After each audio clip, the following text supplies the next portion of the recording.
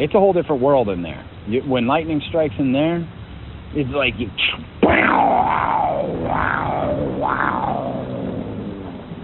all throughout the rocks, and it's a completely different thing. You don't just hear a little thunder soothing you to sleep. Like, it is an in-concert experience.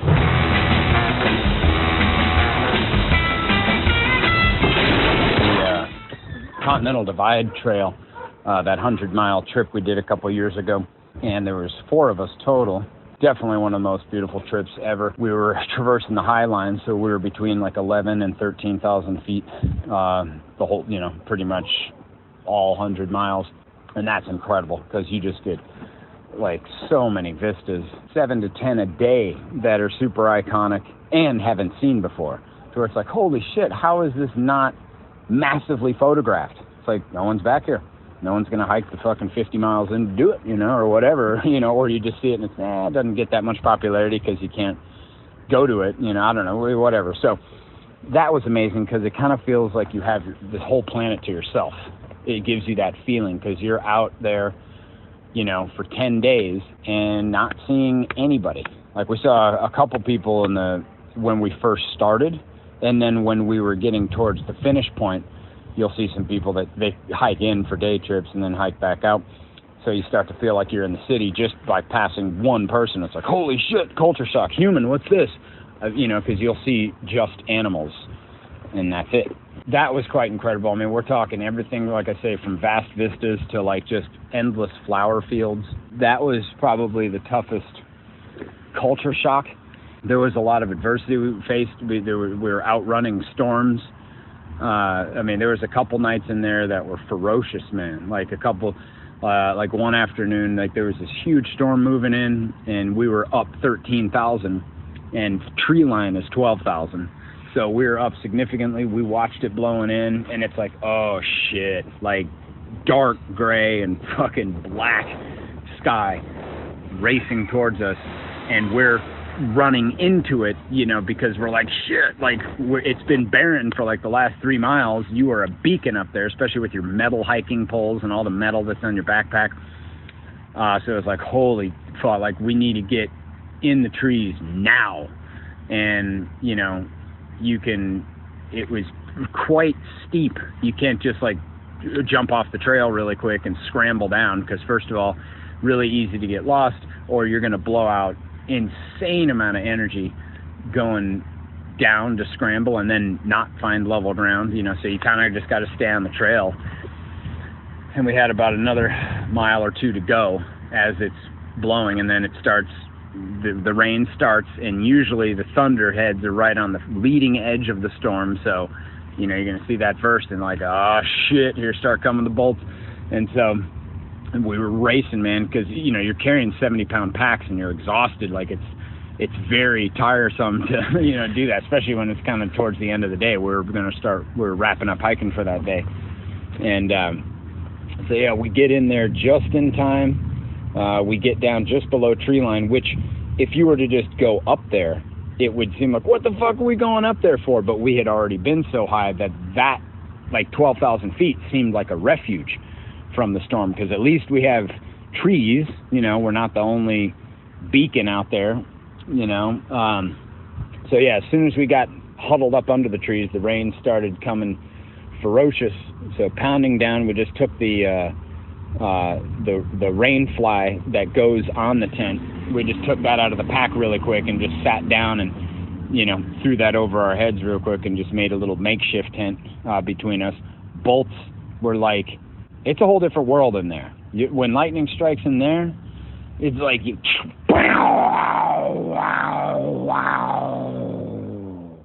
all throughout the rocks, and it's a completely different thing. You don't just hear a little thunder soothing you to sleep. Like, it is an in-concert experience. And it was like one of those ones, where it flashes and booms at the same time. It's like, oh shit, like we are like on it, like we are in the storm. Of course, it brings you into the now. It's that, it informs like the real you. And then there's also a certain level of acceptance, because it feels like when you're in lightning and you're exposed, you know, it just feels like you're surrounded by snipers. Like, you don't know when it's going to hit. There is this part that's just kind of like, well, yeah, you know, of acceptance, like, all right, you know, like, yeah, you could die in a second, like, because it's that lightning comes out of nowhere, and, you know, there's no warning to it. And that's a beautiful experience, because when you're in it, you're not as scared as you think you might be. And when you are through the situation, if you survive it, then it's fucking glorious. You just really, you don't let this life fucking jerk you around anymore, you know, or make you grow a false ego. Like, oh, I guess I better go do this now. You know, it's just like, fuck it, man. This whole goddamn life is just hanging by a thread.